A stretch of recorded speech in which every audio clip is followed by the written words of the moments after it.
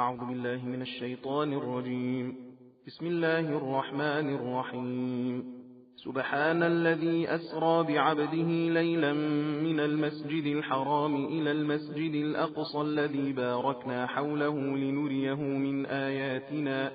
إنه هو السميع البصير. وآتينا موسى الكتاب وجعلناه هدى لبني إسرائيل ألا تتخذوا من دوني وكيلا ذرية من حملنا مع نوح إنه كان عبدا شكورا. وقضينا إلى بني إسرائيل في الكتاب لتفسدن في الأرض مرتين ولتعلن علوا كبيرا فإذا جاء وعد أولاهما بعثنا عليكم عبادا لنا أولي بأس شديد فجاسوا خلال الديار وكان وعدا مفعولا. ثم رددنا لكم الكرة عليهم وأمددناكم بأموال وبنين وجعلناكم أكثر نفيرا. إن أحسنتم أحسنتم لأنفسكم وإن أسأتم فلها فإذا جاء وعد الآخرة ليسوءوا وجوهكم وليدخلوا المسجد كما دخلوه أول مرة وليتبروا ما علوا تتبيرا. عسى ربكم أن يرحمكم وإن عدتم عدنا وجعلنا جهنم للكافرين حصيرا. إن هذا القرآن يهدي للتي هي أقوم ويبشر المؤمنين الذين يعملون الصالحات أن لهم أجرا كبيرا وأن الذين لا يؤمنون بالآخرة أعتدنا لهم عذابا أليما. ويدعو الإنسان بالشر دعاءه بالخير وكان الإنسان عجولا. وجعلنا الليل والنهار آيتين فمحونا آية الليل وجعلنا آية النهار مبصرة لتبتغوا فضلا من ربكم ولتعلموا عدد السنين والحساب وكل شيء فصلناه تفصيلا. وكل إنسان ألزمناه طائره في عنقه ونخرج له يوم القيامة كتابا يلقاه منشورا. اقرأ كتابك كفى بنفسك اليوم عليك حسيبا. من اهتدى فإنما يهتدي لنفسه ومن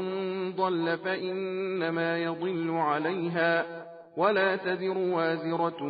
وزر أخرى وما كنا معذبين حتى نبعث رسولا. وإذا أردنا أن نهلك قرية أمرنا متر فيها ففسقوا فيها فحق عليها القول فدمرناها تدميرا. وكم أهلكنا من القرون من بعد نوح وكفى بربك بذنوب عباده خبيرا بصيرا. من كان يريد العاجلة عجلنا له فيها ما نشاء لمن نريد ثم جعلنا له جهنم يصلاها مذموما مدحورا. ومن أراد الآخرة وسعى لها سعيها وهو مؤمن فأولئك كان سعيهم مشكورا. كلا نمد هؤلاء وهؤلاء من عطاء ربك وما كان عطاء ربك محظورا. انظر كيف فضلنا بعضهم على بعض وللآخرة أكبر درجات وأكبر تفضيلا. لا تجعل مع الله إلها آخر فتقعد مذموما مخذولا. وقضى ربك ألا تعبدوا إلا إياه وبالوالدين إحسانا. إما يبلغن عندك الكبر أحدهما أو كلاهما فلا تقل لهما أف ولا تنهرهما وقل لهما قولا كريما. واخفض لهما جناح الذل من الرحمة وقل رب ارحمهما كما ربياني صغيرا. ربكم أعلم بما في نفوسكم إن تكونوا صالحين فإنه كان للأوابين غفورا وآت ذا القربى حقه والمسكين وابن السبيل ولا تبذر تبذيرا إن المبذرين كانوا إخوان الشياطين وكان الشيطان لربه كفورا وإما تعرضن عنهم ابتغاء رحمة من ربك ترجوها فقل لهم قولا ميسورا ولا تجعل يدك مغلولة إلى عنقك ولا تبسطها كل البسط فتقعد ملوما محسورا إن ربك يبسط الرزق لمن يشاء ويقدر إنه كان بعباده خبيرا بصيرا ولا تقتلوا أولادكم خشية إملاق نحن نرزقهم وإياكم إن قتلهم كان خطأ كبيرا ولا تقربوا الزنا إنه كان فاحشة وساء سبيلا ولا تقتلوا النفس التي حرم الله إلا بالحق ومن قتل مظلوما فقد جعلنا لوليه سلطانا فلا يسرف في القتل إنه كان منصورا ولا تقربوا مال اليتيم إلا بالتي هي أحسن حتى يبلغ أشده وأوفوا بالعهد إن العهد كان مسؤولا وأوفوا الكيل إذا كلتم وزنوا بالقسطاس المستقيم ذلك خير وأحسن تأويلا ولا تقف ما ليس لك به علم إن السمع والبصر والفؤاد كل أولئك كان عنه مسؤولا ولا تمش في الأرض مرحا إنك لن تخرق الأرض ولن تبلغ الجبال طولا كل ذلك كان سيئه عند ربك مكروها ذلك مما أوحى إليك ربك من الحكمة ولا تجعل مع الله إلها آخر فتلقى في جهنم ملوما مدحورا أفأصفاكم ربكم بالبنين واتخذ من الملائكة إناثا إنكم لتقولون قولا عظيما ولقد صرفنا في هذا القرآن ليذكروا وما يزيدهم إلا نفورا قل لو كان معه آلهة كما يقولون إذا لابتغوا إلى ذي العرش سبيلا سبحانه وتعالى عما يقولون علوا كبيرا تسبح له السماوات السبع والأرض ومن فيهن وإن من شيء إلا يسبح بحمده ولكن لا تفقهون تسبيحهم إنه كان حليما غفورا وإذا قرأت القرآن جعلنا بينك وبين الذين لا يؤمنون بالآخرة حجابا مستورا وجعلنا على قلوبهم أكنة أن يفقهوه وفي آذانهم وقرا وإذا ذكرت ربك في القرآن وحده ولوا على أدبارهم نفورا نحن أعلم بما يستمعون به إذ يستمعون إليك وإذ هم نجوى إذ يقول الظالمون إن تتبعون إلا رجلا مسحورا انظر كيف ضربوا لك الأمثال فضلوا فلا يستطيعون سبيلا وقالوا أئذا كنا عظاما ورفاتا أئنا لمبعوثون خلقا جديدا قل كونوا حجارة أو حديدا أو خلقا مما يكبر في صدوركم فسيقولون من يعيدنا قل الذي فطركم أول مرة فسينغضون إليك رؤوسهم ويقولون متاه وقل عسى أن يكون قريبا يوم يدعوكم فتستجيبون بحمده وتظنون إن لبثتم إلا قليلا وقل لعبادي يقولوا التي هي أحسن إن الشيطان ينزغ بينهم إن الشيطان كان للإنسان عدوا مبينا ربكم أعلم بكم إن يشأ يرحمكم أو إن يشأ يعذبكم وما أرسلناك عليهم وكيلا وربك أعلم بمن في السماوات والأرض ولقد فضلنا بعض النبيين على بعض وآتينا داود زبورا قل ادعوا الذين زعمتم من دونه فلا يملكون كشف الضر عنكم ولا تحويلا أولئك الذين يدعون يبتغون إلى ربهم الوسيلة أيهم أقرب ويرجون رحمته ويخافون عذابه إن عذاب ربك كان محذورا وإن من قرية إلا نحن مهلكوها قبل يوم القيامة أو معذبوها عذابا شديدا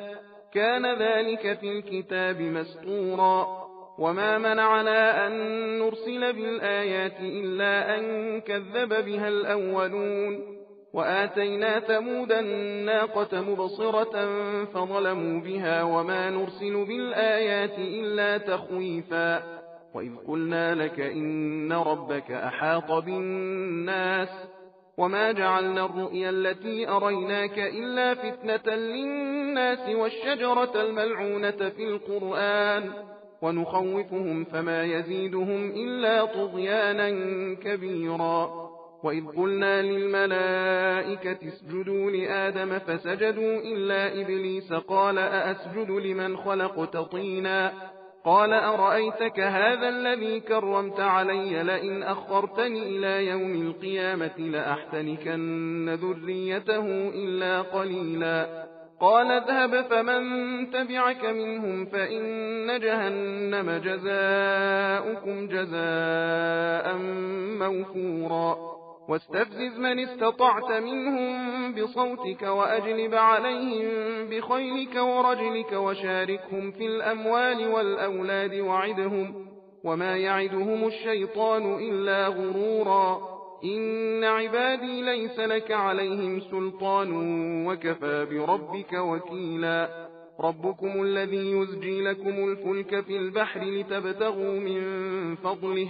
إنه كان بكم رحيما وإذا مسكم الضر في البحر ضل من تدعون إلا إياه فلما نجاكم إلى البر أعرضتم وكان الإنسان كفورا أفأمنتم أن يخسف بكم جانب البر أو يرسل عليكم حاصبا ثم لا تجدوا لكم وكيلا أم أمنتم أن يعيدكم فيه تارة أخرى فيرسل عليكم قاصفا من الريح فيغرقكم بما كفرتم ثم لا تجدوا لكم علينا به تبيعا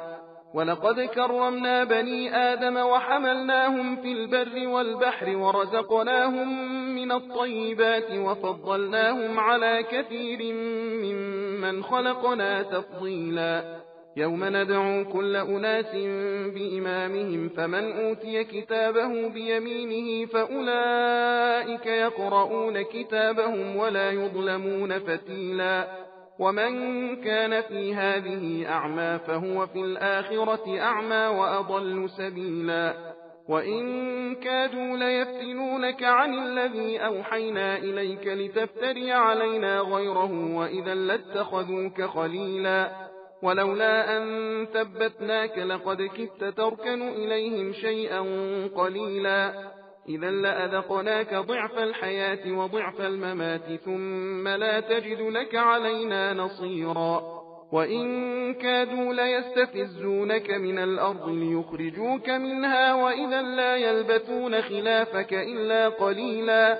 سنة من قد أرسلنا قبلك من رسلنا ولا تجد لسنتنا تحويلا أقم الصلاة لدلوك الشمس إلى غسق الليل وقرآن الفجر إن قرآن الفجر كان مشهودا ومن الليل فتهجد به نافلة لك عسى أن يبعثك ربك مقاما محمودا وقل رب أدخلني مدخل صدق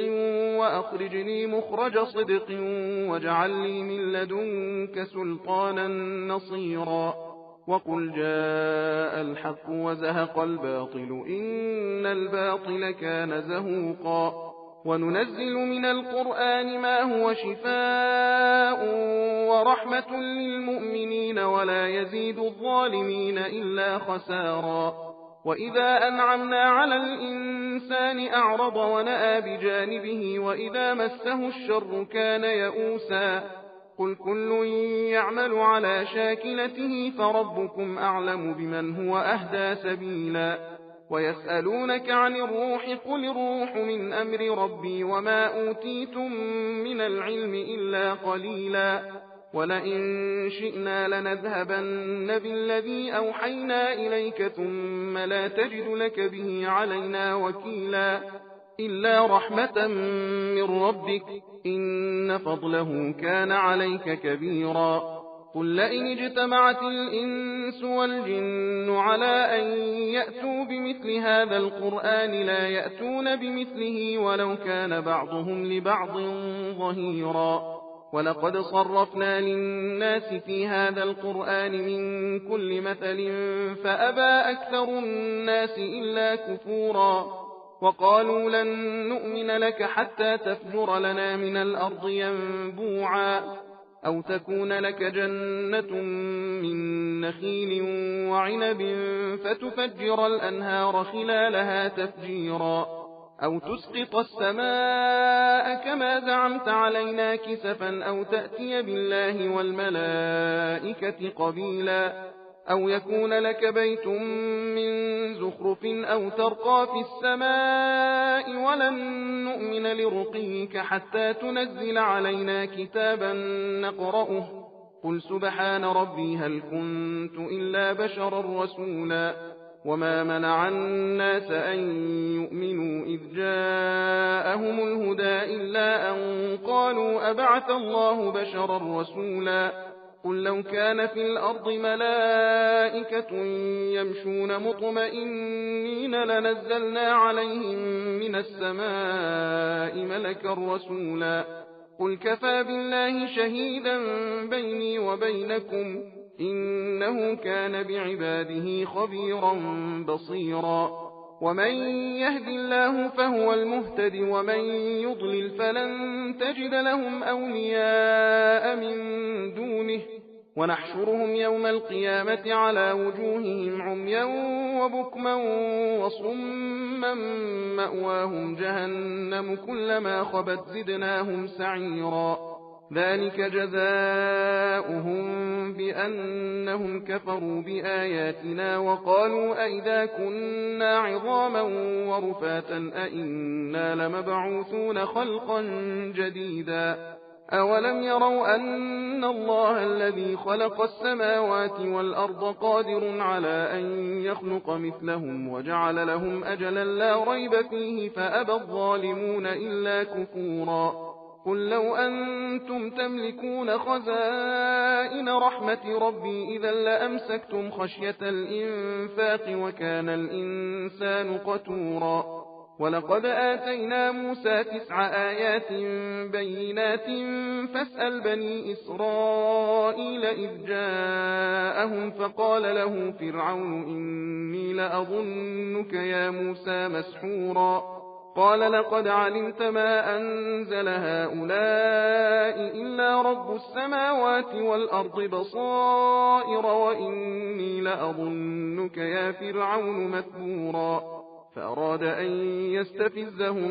من الأرض فأغرقناه ومن معه جميعا وقلنا من بعده لبني إسرائيل اسكنوا الأرض فإذا جاء وعد الآخرة جئنا بكم لفيفا وبالحق أنزلناه وبالحق نزل وما أرسلناك إلا مبشرا ونذيرا وقرآنا فرقناه لتقرأه على الناس على مكث ونزلناه تنزيلا قل آمنوا به أو لا تؤمنوا إن الذين أوتوا العلم من قبله إذا يتلى عليهم يخرون للأذقان سجدا ويقولون سبحان ربنا إن كان وعد ربنا لمفعولا ويخرون للأذقان يبكون ويزيدهم خشوعا. قل ادعوا الله أو ادعوا الرحمن أيما تدعوا فله الأسماء الحسنى ولا تجهر بصلاتك ولا تخافت بها وابتغ بين ذلك سبيلا. وقل الحمد لله الذي لم يتخذ ولدا ولم يكن له شريك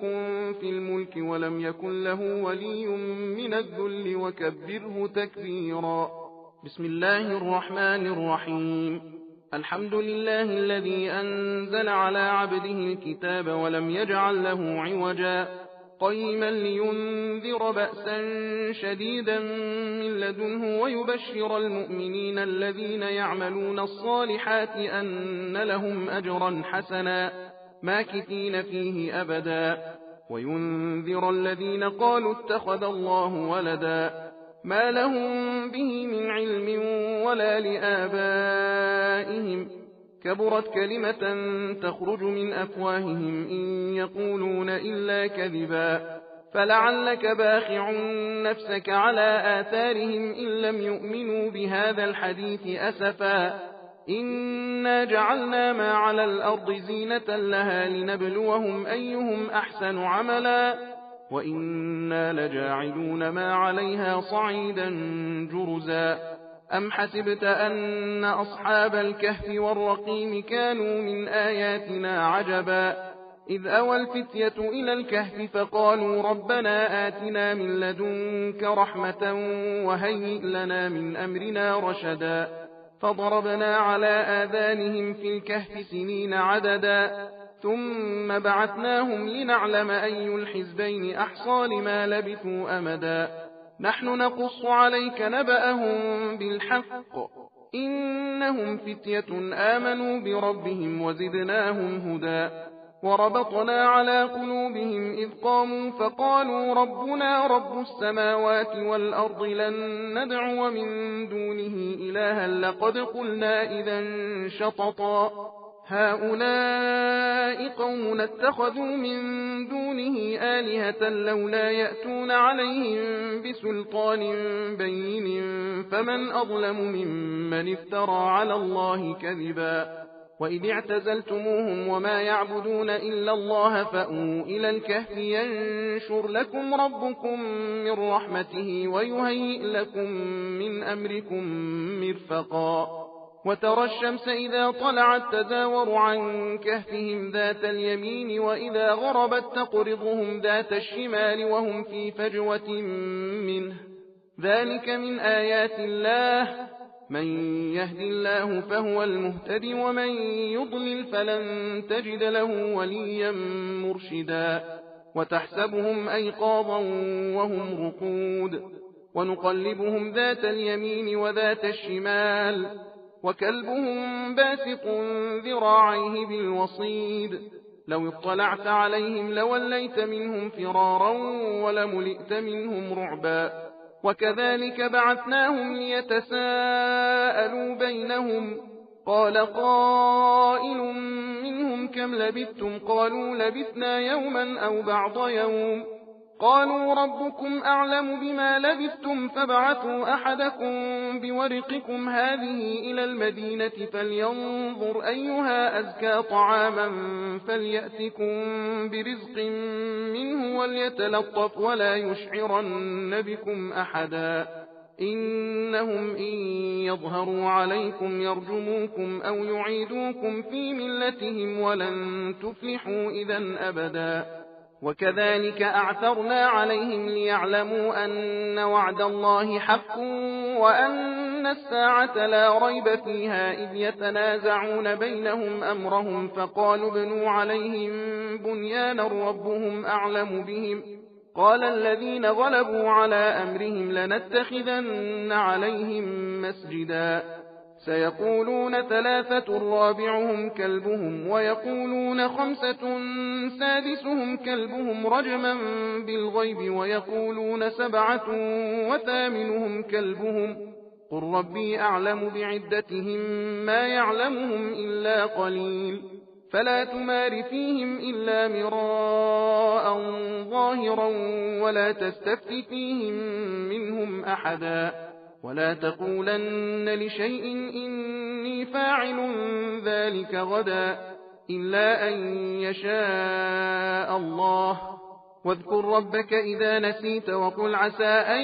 يهديني ربي لأقرب من هذا رشدا ولبثوا في كهفهم 300 سنين وازدادوا 9